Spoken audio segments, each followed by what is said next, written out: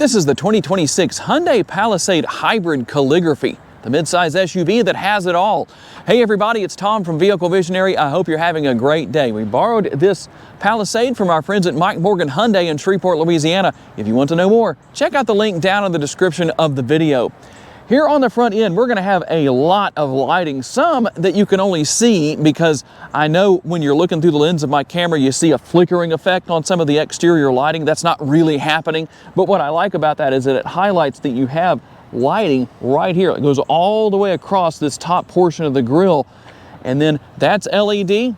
We have the LED headlights right here. We're going to also have LED high beams.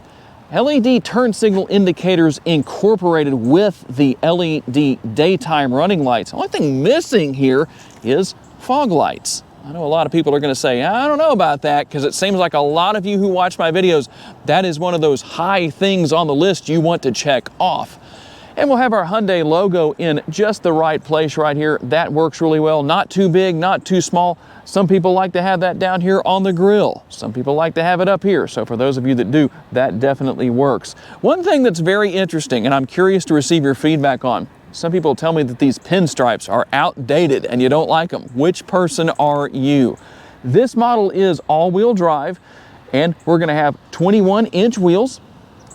We'll have the body color on the surround with our fenders right here, which is a good thing. That's better than, say, gloss black or a matte black finish.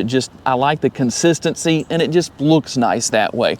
We're going to work our way up here. By the way, the exterior color is robust emerald body color with your mirror caps. We're going to have turn signal indicators built in. The mirrors are going to be heated. They're going to be power adjustable. You're going to have blind spot monitoring built in, and they're also going to be power folding. So literally everything that I know a lot of you are looking for with these vehicles that you want to buy. Here is your remote. You're gonna have lock, unlock, remote start, all those good things. You have smart park assist that's gonna be controlled by the buttons on the side right there. So a lot going on. You can hit the panic button if you need to. That's gonna be there. We're also going to have our roof rails up top. If you need to, you can get some crossbars and help out with additional cargo space. If you want one of those carriers you want to mount up there, or whatever the case is, you can do that. Nice large windows, making it very easy to see out of. And then we're going to have some brushed aluminum trim here. That's going to really accent things on the rear. It comes across in a thin design right there, but I like how it gets larger right here. It seems to be just right. And something very interesting here, you have to have an account to do this, so I can't actually show it to you. But you can actually change what happens with your taillights when they come on, as far as what lights do what at what point, whether they come up this way, go down this way, start in the middle and come up. There's quite a few different things. I wish I could show that to you, but that is one of the interesting available options. You do actually have to pay for that, but that's what it is. Clean look here on the back window. I like the absence of the exposed rear window wiper, but that doesn't mean that the window wiper is absent altogether. It's actually tucked away neatly here inside of the rear roof spoiler. That's going to be a good thing. Just makes it look good. I like what we have as far as that is concerned. Now, something else that you'll not see here is going to be exposed exhaust outlets. Not unusual for something that is a hybrid vehicle like this, but tell me what you think about that. How important is that to you as far as the cosmetics go? Under the hood, we have the 2.5 liter four-cylinder. It's going to be working in conjunction with 2 electric motors. All of that puts out 329 horsepower and 339 pounds-feet of torque. It's mated to a 6-speed automatic transmission. For the all-wheel drive version, 0 to 60, about 6.6 seconds. Top speed is 130 miles per hour, and I don't think you're going to be able to see it, but I'm going to tell you what the MPGs are. We're looking at 29 city, 30 highway, 29 combined, and 3.4 gallons of gas for every 100 miles driven. To gain access to your gas tank, you're going to come right here, and there's going to be a button right there that we're going to push. That's going to open the gas door. We have an 18.2 gallon gas tank, and potential city range on a full tank of gas, 528 miles, 546 miles out on the highway, and that is going to be with all-wheel drive. Let me show you how to use Smart Park Assist. Remember, those are those 2 buttons on the side right here. So here's what you have to do. Number 1, make sure the vehicle is locked. Then you're going to hold down the button to start everything. You're going to watch these lights come on back here. Now, when they flash like that, then what you're going to do is hold down one of these buttons. And I'm going to hold the button down and let it go forward. So you're going to hear the parking brake go off, the engine's going to start up, and look at that, it's moving without anybody inside. And it can go forward, or we can stop just like that. And this way I can show you the tail lights or the reverse lights real easily. So we're going to let that come, and it will actually stop before it hits anything with the sensors that are on here.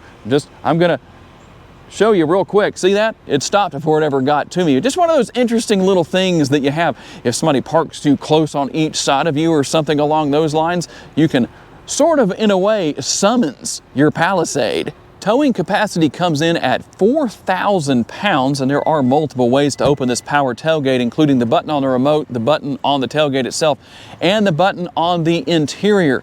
Now you can see that we have a little bit of storage right here underneath the floor, right there. So you're going to have a little bit of storage. And we'll also have our buttons over here. We're going to give you a quick look at that. There's a few different things you can do there. You can lower the rear seats only, the middle seats only. You can lower everything. And I like that there's actually a way to lower everything at once. Notice I'm not doing anything. My hands are not on anything. Everything's going down. We recently did about $130,000 or so Cadillac Escalade where you had to hold the buttons down to achieve that. Now we're going to let you see what's going on in there, and I'm going to give you the cargo capacity numbers. Behind the third row, 19.1 cubic feet. Behind the second row, 46.3. If you maximize everything down as we have right now, you're looking at 86.7 cubic feet worth of cargo space. And the thing that's good here is you noticed that I just used that single button right there to lower everything. Well, then I can come here again and use that same button, pull on it instead of pushing on it, and everything comes right back up. It takes a few seconds, but you know what? I've seen a lot worse and a lot slower. If you need to power something, there is a 12-volt power outlet located right here. And something else that's very interesting, a lot of the time when you lower your rear seats like this, the seat belts are just left kind of flopping around. Well, notice there's a little notch right here that you can actually put that in. Instead of having it like this, you can actually put it in this area.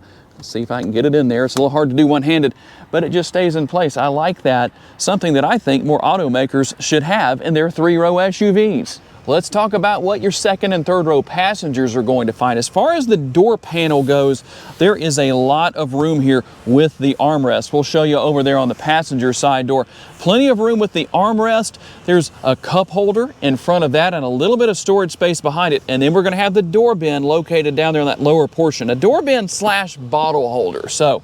And you have your privacy shades right here. So those are manual. If you want to put those in place, you can, or just get them out of the way, whatever the situation is. On the side of the seats, you'll notice some controls down here. This is going to be for the power adjustable seats, and you can actually use this to also recline the seat back if somebody wants to do that. And on top of the seat, there is a button also on the side, but we'll focus on this button on the top. Do the same thing. If we push that button, here's what's going to happen. I touch the button, just push it, and the seat will get up and out of the way.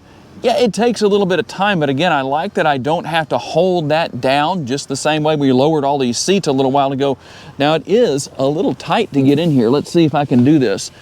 Did a workout yesterday on my legs, and that's going to make it hard to get in and out, but here we go.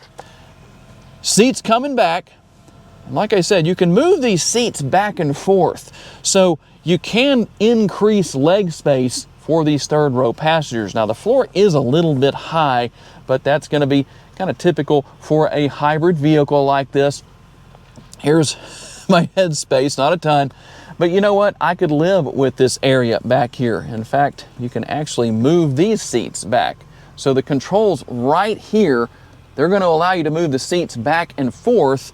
We can also turn on the heated functionality right there, and then we can recline the seats. That's a big deal. A lot of people ask, can you recline those third row seats?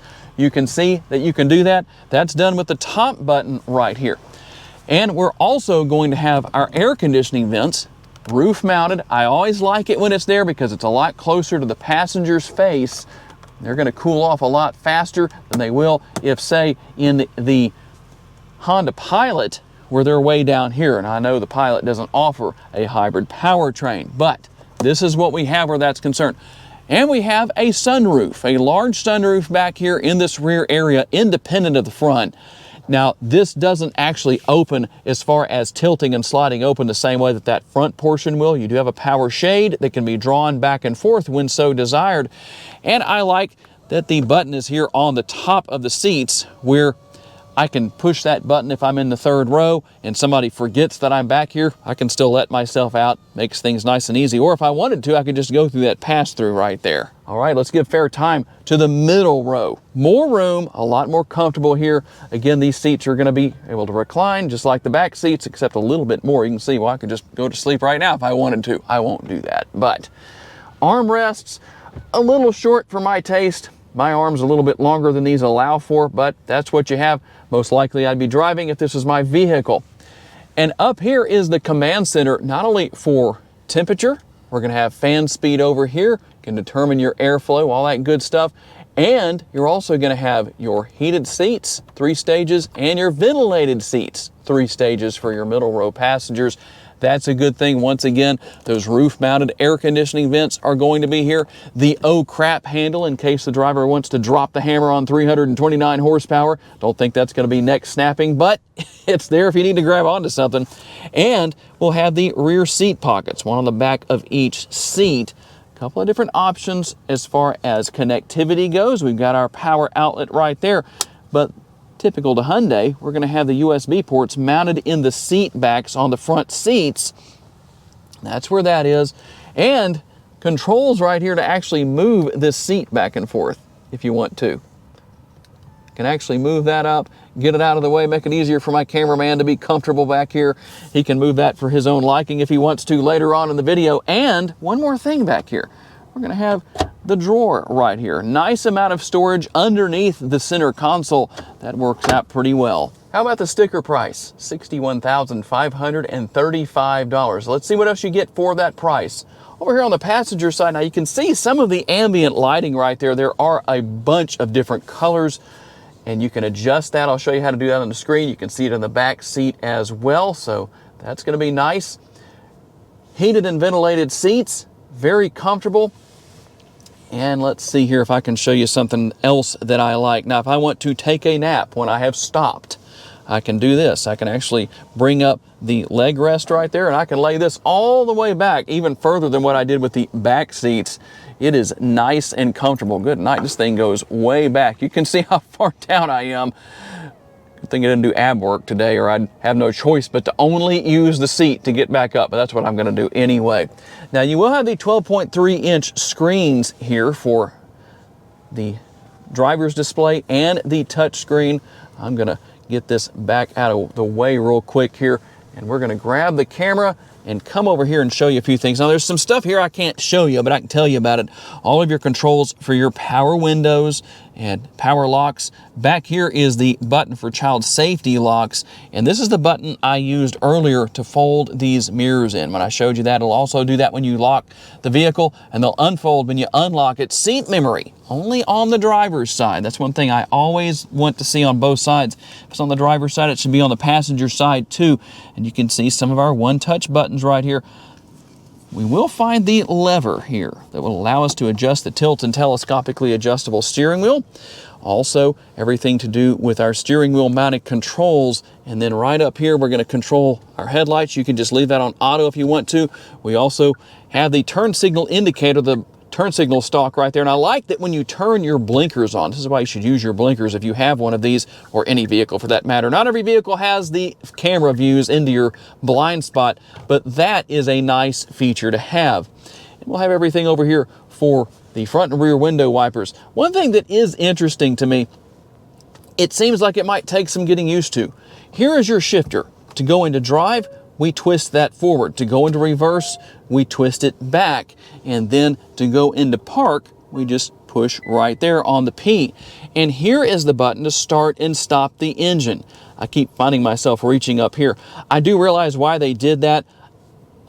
I'm used to it being there, but because of this location right here, then it's better to have it on the shifter itself. Although, make sure you don't reach up here thinking it's your shifter. That might take some getting used to. And we'll also find the digital rear view mirror. If you want to use that as a conventional rear view mirror, you can. You just flip the lever back and forth depending on what you want. We'll have our upper console up here with our lights. I'm going to turn that light off right there. Let's see if we can get that to go off for us. And then here's how we open and close the shade for that rear sunroof. And this is how we control the front sunroof. And you can see what else is there. We're going to have a little bit of space, probably a little hard to see, but a little bit of space above the glove box, and then we can open that up, a little bit of space there as well. Now, when it comes to the center screen, there's a lot going on here. First of all, let's run through the driving modes. So here's what we do. Now, you're gonna have a button right here to select the different driving modes. So what I'm gonna do is, when I push that, you'll see additional driving modes come up here on the driver's display. But let me show you these driving modes first using the selector. So we're gonna start with Eco. We can go to Sport, and then we can go to My Drive. And if you push that button, then you have the additional driving modes: snow, mud, and sand. And just depending on what you like, you can leave it in the according mode. With the center screen, you're going to have your built-in navigation, wireless pairing for your smartphone with Apple CarPlay and Android Auto. And then you'll see a few things here and wonder, well, where are all of my icons? Go to Setup, that's where you're going to find all of this. I know a lot of you are looking for that, maybe wondering, how do I get to it? This is how you do it, so you can see what all is here. Remember I told you about how you have to have that user profile to be able to use features such as managing how the taillights look and act and all that kind of stuff. Well, that's where you're going to go to get that started. And then you've got everything for sound right there, navigation. I'm going to go right in here to Vehicle, and you can see you have a few more features. A lot going on here. I'm not going to cover everything, but I do want to show you how I adjusted the ambient lighting. So here's what we have as far as that goes. Now we can go up here to ambient lighting. You have a couple of different options here. If you want to link to your drive mode, you can do that. Or if you want to change the color yourself, you have to turn link to drive mode off, as I have done right there. And then we select color. Now you can go with some of the presets right here, or you can come in right here and change it to any color you want to. I think there's a total of 64 colors. Once you select the color you want, you hit OK right there, and you can make the changes accordingly. Kind of hard to see some of these other colors. Blue always shows up the best. I don't know why. I can probably show you the purple right here. That may show up a little bit better. There you go. You can see that better than some of the other colors that are there. Now, we showed you some of the controls over here.